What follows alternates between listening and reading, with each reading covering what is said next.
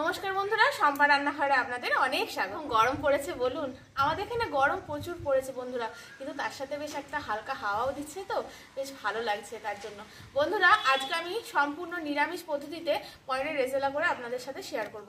তো চলুন রেসিপিটা শুরু করি, আর সব ভিডিওটা কিন্তু সম্পূর্ণ দেখার অনুরোধ রইল। রেজালা করার জন্য প্রথমে আমি একটা মিক্সিতে একটা পেস্ট বানিয়ে নেবো। এখানে ঘরে পাতা টক দই নিয়েছি 2 চামচ মতো, এটা আমি দিয়ে দেবো। কয়েকটা দুটো কাঁচা লঙ্কা আর একটু আদা কুচি। এই মশলাটা ঠিকঠাক করলে বন্ধুরা আপনাদের কিন্তু রেজালাটা ভালো হবে। এখানে দিয়ে দেবো প্রায় 8খানা মতো কাজু বাদাম, দিয়ে দেবো অল্প একটু খরবুজা দানা, দিয়ে দেবো এখানে 6খানা মতো অ্যালমন্ড আমি ভিজিয়ে ওপরে খোলাগুলো ছাড়িয়ে নিয়েছি।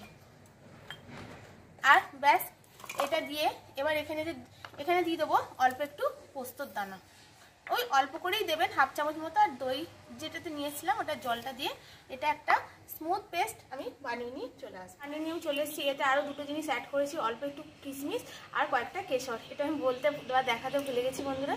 দেখুন পেস্টটা বানিয়ে নিয়ে চলে এসেছি, একদম স্মুথ পেস্ট বানাবেন কিন্তু। আর এখানে উনুনে আমি কড়াটাও বসিয়ে দিয়েছি, দিয়ে দেবো এর মধ্যে সাদা তেল দিয়ে কিন্তু এটা করবেন বন্ধুরা, সর্ষের তেল দিয়ে করবেন না। সর্ষের তেলে তাহলে একটা অন্যরকম ফ্লেভার এর মধ্যে চলে আসে। আর এই সাদা তেলে আমি দিয়ে দেবো অল্প একটু ঘি।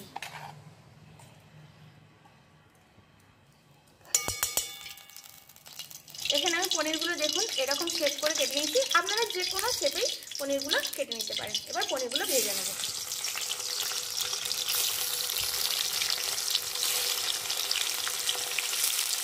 200 ml মতো গরুর দুধ জাল দিয়ে ঠান্ডা করে নিয়েছি, এটাও আমি তরকারিতে ইউজ করব। আর এখানে পনিরগুলো হালকা লাল লাল করে ভেজে নিয়েছি। এবার এই দুধটার মধ্যে তুলে নেব, কারণ আপনারা তো জানেন পনির ভেজে যদি একটু গরম জলের মধ্যে না ফেলা হয় তাহলে পনিরটা শক্ত হয়ে যায়। তো আমি একবারে দুধের মধ্যেই এটা নিয়ে নিচ্ছি। পরে ওই তেলেই দিয়ে দেবো কয়েকটা গরম মশলা আর অল্প একটু গোটা জিরে দিয়ে এখানে আমি ক্যাপসিকাম কেটে রেখেছি। ক্যাপসিকামটা সম্পূর্ণ অপশনাল বন্ধুরা, কিন্তু দেবেন নিরামিষ তরকারিতে, তাহলে খেতে ভালো লাগে। অনেকে তো এর মধ্যে কড়াইশুঁটিও দেয় বন্ধুরা, খেতে তাহলে ভালো লাগে। এখন তার কড়াইশুঁটি মার্কেটে অ্যাভেলেবেল না, তাই আমি দিলাম না। এটা হালকা একটু ভাজা ভাজা করে নেব। ক্যাপসিকামটা হালকা ভাজা ভাজা করুন বন্ধু, খুব বেশি না। ভাজা ভাজা হয়ে গেছে, এবার মশলাটা দিয়ে দেবো।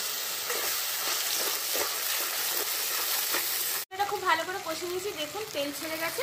এবার দিয়ে দেবো পরিমাণ মতো নুন, দিয়ে দেবো চিনি, যেরকম আপনারা মিষ্টি খাবেন সেরকমই দেবেন। খুব ভালো করে কষিয়ে নিয়েছি মশলাটা।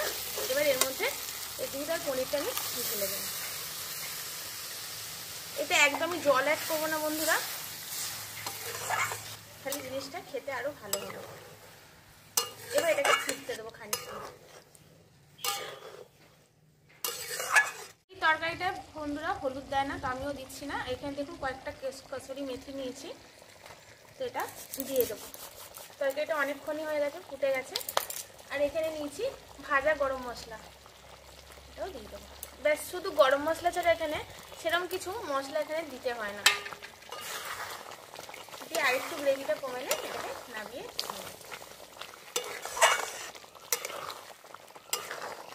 তেলগুলো চলে এসছে, তার মানে আপনার তরকারি বুঝবেন তরকারিটা হয়ে গেছে। এবার এটা নামিয়ে নেব। দেখতে কি সুন্দর পনিরের এই রেসিপিটা, এই রেজালা রেসিপিটা নিরামিষ দিনে আপনারা বানিয়ে যে কোনো কিছুর সাথেই খেতে পারেন। লুচি, পরোটা, নান, ভাত, ফ্রাইড রাইস সব কিছুর সাথে কিন্তু খেতে পারবেন। এই তরকারিটা কিন্তু জুড়ি মেলা ভার বন্ধুরা নিরামিষ দিনে। তো অনেক সময় রেস্টুরেন্টে এই রেজালা কিনে খেয়াই, কিন্তু বাড়িতেই এরকম সহজ পদ্ধতিতে একবার বানিয়ে দেবেন বন্ধুরা, দারুণ টেস্ট হয়। দারুণ দারুণ বন্ধুরা, এটা যদি আপনারা বানিয়ে বাড়িতে না খান তাহলে বুঝতেই পারবেন না এটা এত সুন্দর খেতে হয়। বাড়িতেই বানালে আপনারা অবশ্যই বাড়িতে বানাবেন। চাইলে নিত্য নতুন নতুন রেসিপি পেতে প্লিজ বন্ধুরা আমার চ্যানেলটিকে সাবস্ক্রাইব করে শেয়ার, লাইক, কমেন্ট করে দেবেন। পাশে থাকা বেল আইকনটা প্রেস করে রাখবেন, যাতে আমার দেওয়া ভিডিও সবার আগে আপনাদের কাছে পৌঁছে যায়। আর আপনারা তো সকলেই জানেন আজকে রামনবমী, সকলকে জানাই রামনবমীর প্রীতি, শুভেচ্ছা ও ভালোবাসা। সকলে খুব ভালো থাকবেন, সুস্থ থাকবেন। আজকের মতো আসি বন্ধুরা, আজকের মতো টাটা। আবার আসবে একটা নতুন পর্ব, নতুন রেসিপি আপনাদের সামনে শেয়ার করার জন্য।